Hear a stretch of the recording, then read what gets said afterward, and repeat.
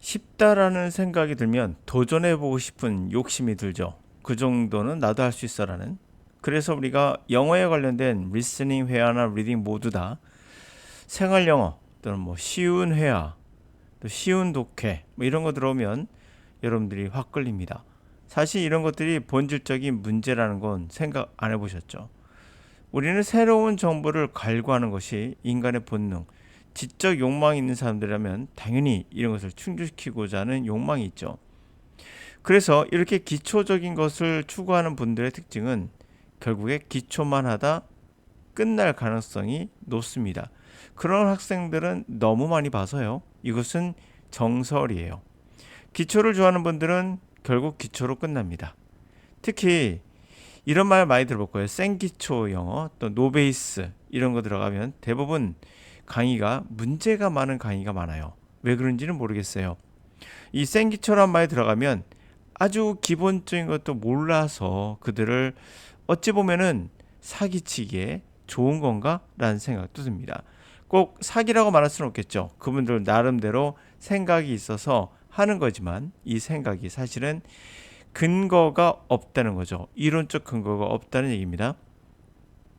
그러므로 이것은 사기라기보다는 너무 가벼운 생각, 아무 근거 없는 여러분들은 직접적으로 그냥 당하는 겁니다. 그러나 아무도 모르죠. 그들은 물론 주장합니다. 자기가 하는 것이 맞다라고 주장합니다. 왜? 자기가 미국에 가서 또는 한국에서 공부하면서 느꼈던 거. 이런 건 뭐라 합니까? 여러분 개인적인 경험이라고 하죠. 어, 개인적인 경험 이런 것에 너무 의존한 강의는 문제가 있죠. 자, 밑에 한번 예문을 보도록 할까요? 제가 말하고 싶었던 내용이 바로 이거예요. 여러분들은 어려운 것은 물론 싫어합니다. 인간이라면 다 그러하죠. 그러나 실제 어렵다는 것의 관점을 조금 바꿔서 그 내용이 흥미로운 내용이 있을 가능성이 높다는 거죠. 흥미라는 관점에서 보면은 어려운 것이 사실은 더 흥미적인 관점에서 좋을 수 있습니다. 그러므로 포기하지 않을 가능성이 높을 수도 있죠. 때로는. 자, each time we still our students struggle by insisting they do work that is too easy for them, we steal their opportunity to have a esteem building experience. 자, 매번 우리는 우리 아이들의 struggle, 뭔가 하려는 노력, 분투, 그런 걸 훔치고 있다는 거죠. 야, 그들은 어떤 일을 해야 된다?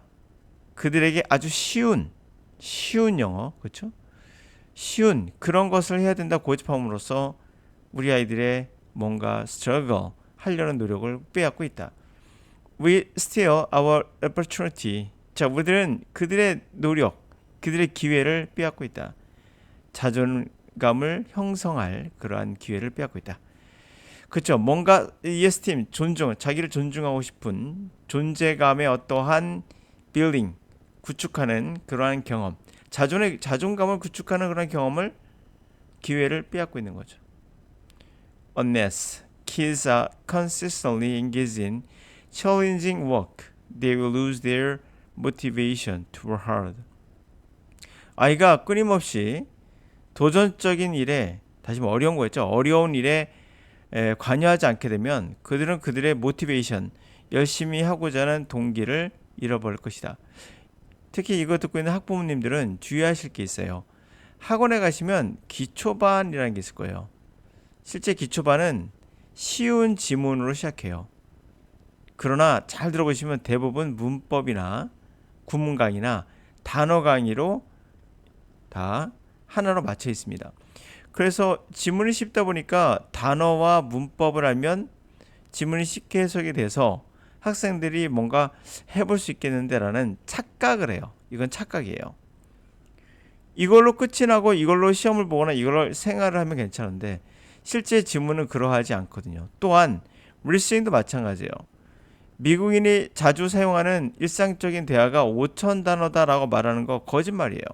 이것은 슬쩍 지나가다 만난 친구라고 생각하시면 되죠. 슬쩍 지나가다 가게 사용하는 언어 뭐 이런 거 별로 안 되죠. 가게 가서 그 사람하고 뭐 대화할 게 있겠습니까? 얼마예요? 얼마입니다. 네, 주세요. 이게 끝이에요. 그런 게 아니라 일반적인 친구들, 일반적인 일상적인 대화에 사용하는 건 2만 단어가 넘는다는 그러한 통계도 있습니다. 2만 단어예요, 여러분. 얘를 사용하는 단어가 몇만 단어 같습니까? 실제는 굉장히 많아요. 여러분들이 정치 이야기도 하고 시사 이야기도 하고 그 대통령이 어쩌고 저쩌고 또 그러면 어떠고 저쩌고 그 친구가 이런 얘기하는데 이 친구의 말이 맞는 거냐 기타 등등등 이러한 일상적인 이야기도 저도 만 단어 넘는다는 거죠. 그러므로 실제 가능하지 않는 것을 가지고 여러분들은 기초라고 착각하고 있는 거예요. 자, 이 지금 한번 읽어보도록 하겠습니다. Teaching gift kids in regular classroom. 저는 gift kid란 인정하지 않아요. 물론 수학을 잘하는 학생도 있고 영어를 잘하는 학생들도 있을 수 있어요. 그러나 기본적으로 우리는 언어 능력은 가지고 태어났어요. 모르겠어요. 수학은 약간 예외를 하겠습니다. 그러나 언어인 영어는 여러분들 모든 사람, 저는 여기서 노암 촘스키 이야기로 이제 하겠습니다. 노암 촘스키는 그런 얘기를 했죠. 세계 모든 어디 있든 모든 인간은 동일한 언어 능력을 가지고 태어난다. 그래서 세계 모든 언어가 존재할 수 있는 거거든요. 그러므로 영어인 언어는 누구나 똑같은 아이예요. 이 기프트, 특별하게 재능 있는 아이라고 보시면 안 됩니다. 이거는 하여튼 보통 클래스에서 특징이 있는 기프트된 특정한 재능을 가진 그런 아이를 가르친다는 거.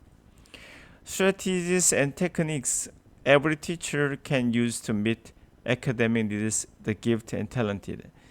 전략 그리고 기교 모든 선생님이 이용할 수 있는 아카데믹한 욕구를 충족시키기 위해서 그러한 재능이 있고 그렇죠? 기프트라면 신이 준 어떤 기프트란 선물이라는 뜻에서 재능이고요. 탤런트란 다재다능한 걸 얘기하는 거죠. 하여튼 그러한 욕구를 충족시키기 위한 기술, 전략.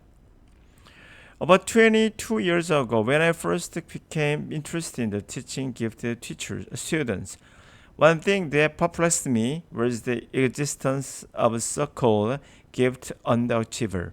내가 22살 때, 22년 전, 나는 처음으로 죄송합니다.